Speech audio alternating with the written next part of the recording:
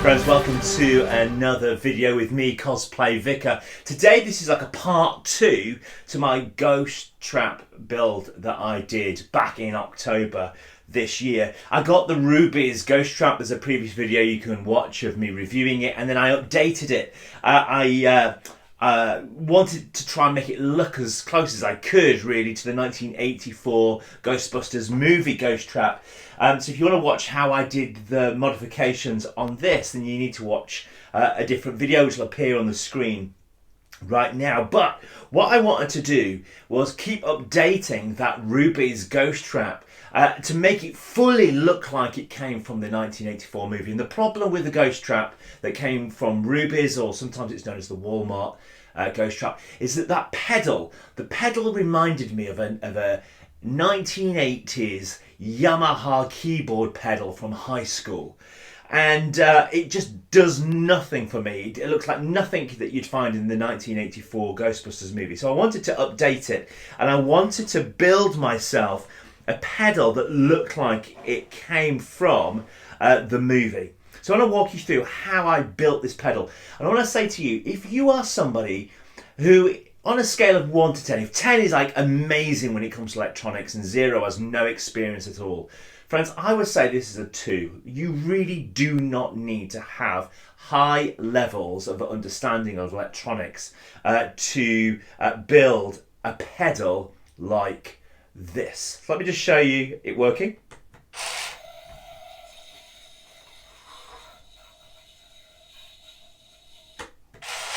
There we go. So let me walk you through how I built this pedal. A lot of this pedal was simply 3D printed. I have a resin printer and I resin printed it. If you do not have a 3D printer, don't worry. There are a number of people out there who are 3D printing the parts for a pedal like this. Ben of Kent, who I got my got my Proton pack from, he has an Etsy page where he actually sells 3D printed parts for the pedal, and there are others as well that are doing the same kind of thing. I downloaded all of the files that I needed here from Thingiverse. They're all there on Thingiverse to 3D print. Some of the parts I didn't need to 3D print because like the bass, I wanted a wooden bass rather than a 3D printed bass.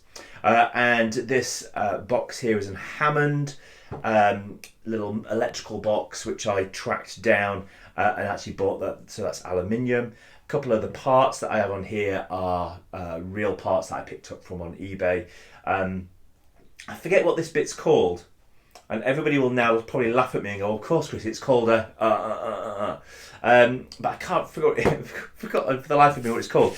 If you want to do a build like this, I can't more highly recommend this Ghostbusters Ectomobile Haynes manual, because in this book has diagrams and pictures of not just the Ectomobile, but also has photographs and diagrams of the ghost traps as well, and the proton pack. So if you're doing any Ghostbuster build, then you would definitely want to pick up this book. Now the book tells me that this is called a relay system, okay? There we go, the book helped. The relay I picked up from Amazon for about £7. It's not exactly screen accurate, but it's close enough for me. You can't pick up the ones that are totally screen accurate. Well, you can, but they're very, very, very hard to track down and very, very expensive. So let me just walk you this through. Most of this is 3D printed. So the pedal plate here, the little greeblies on the side, the cable mounts at the back, this little box on the side, even the little red light, the light top here, it's all 3D printed. So it costs me absolutely pennies, okay? Very simply to 3D print. The base plate is nothing more than a 10mm piece of MDF that I had lying around, and I created myself a little template of what the base plate would look like. I then double-sided taped that onto the piece of wood, and I used my bandsaw to simply cut that out. If you get yourself a little piece of MDF, 10mm MDF, you can download this from the links below. You can glue this on, or you can use a little handsaw if you don't have a bandsaw of any kind like that to cut out your base plate. So that was simply a wooden base plate. The hinge is a very basic hinge that I picked up from B&Q. One of the little fun little parts of the build is the little spring at the back isn't a spring at all. I've used an old piece of Henry Hoover pipe. So it's the pipe that's from a Henry the Hoover, cut out an 1.5 inch little piece, and that goes at the back, simply mounted on there with a little mount. The thing that makes this pedal so easy, now there are lots of very clever ways and lots of kits for building a pedal like this that you could get. But if you're like me, you wanted to keep it mega simple. Actually, inside that original pedal, the Yamaha keyboard pedal, as I keep calling it, inside that pedal is everything that you need. So all that I did, the original pedal was mounted at the end of the cable that came from the trap. Just simply cut that off. I then prized open that foot pedal, and in that foot pedal is a little spring and is a little switch. That little on and off switch, I cut it out on my bandsaw and I mounted the switch here on the base plate. So the switch is simply here, and all that is happening with my pedal is when you press on my pedal, it's pressing on that switch, and the switch is then opening the trap. It's got nothing to do with this spring. Now you can make the spring at the back, you can make that the lever, and you could also make it the actual push switch. You could have mounted that inside if I wanted. I want to keep this really simple. So if you are like me and you just needed a very simple way of doing this, I would definitely say cutting that pedal off, prizing it open, and getting that little switch out and using that on your base plate is the best way to go. All you need to be able to do then is extend the wire that comes from the trap. I bought a number of years ago from a company that don't exist anymore. Well, the shops don't anyway, called Maplin. You can pick it up from most electrical places. You can even get this on eBay. It's just low gauge wire. I bought myself a load of this. So I took myself 2 feet of that low gauge wire and I soldered it onto the end of the cable that was coming from the trap, and then I soldered it onto the switch. So the wire goes through the mounting box, comes out, and it goes into this yellow wire, and the yellow wire then comes round, and at the end of the yellow wire I've then soldered on the switch. So the switch goes at the end of a cable that goes through the yellow wire, through the mounting box, through back to the tube from the trap. You don't need masses of soldering skills for this. You can get yourself a really cheap soldering iron, and all you're doing is soldering together a couple of wires. It really is that straightforward. You're not going to cause much damage to it. So if you've never done any soldering before, look, there are many YouTube videos out there that will teach you how to do basics of soldering. You just need some very simple basics.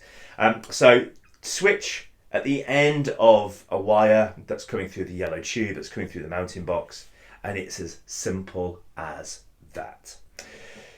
What else can I tell you? The little wire at the back, that is an old printer cable. You can pick them up on eBay or Amazon for only a few pounds, so that's very simple to do as well. The relay, I picked that up from Amazon. I'll put a link to that for you. I am going to swap out this box on this side. It's 3D printed at the moment, but I want to find the right metal Hammond box, and I'm struggling to track one of those down at the moment. If you know where I could find the right one, I'd love to hear from you, but that's just 3D printed. And there you go. I'm really pleased with how this turned out. It really does fulfill all my hopes that I had for a pedal to go with my Ghostbusters. One of the things I am struggling with is this red tape pipe. I'm going to swap this out. It's very stiff, the one that I've got, and if you've got this is a leftover from my Proton pack, and it is very stiff, and I'm finding it's just catching underneath the pedal. Well, that's helpful, isn't it? Let me just take that off. You see, without that on, it lays beautifully and works fine, but because that wire is so stiff, it's really struggling to kind of get underneath the pedal well. So I'm probably going to have to hunt down a more flexible little bit of red wire to go under there to mount round. Yeah, because that is just too stiff. So there you go. I'm really pleased with it. How much did it cost me to build? Less than 20 quid.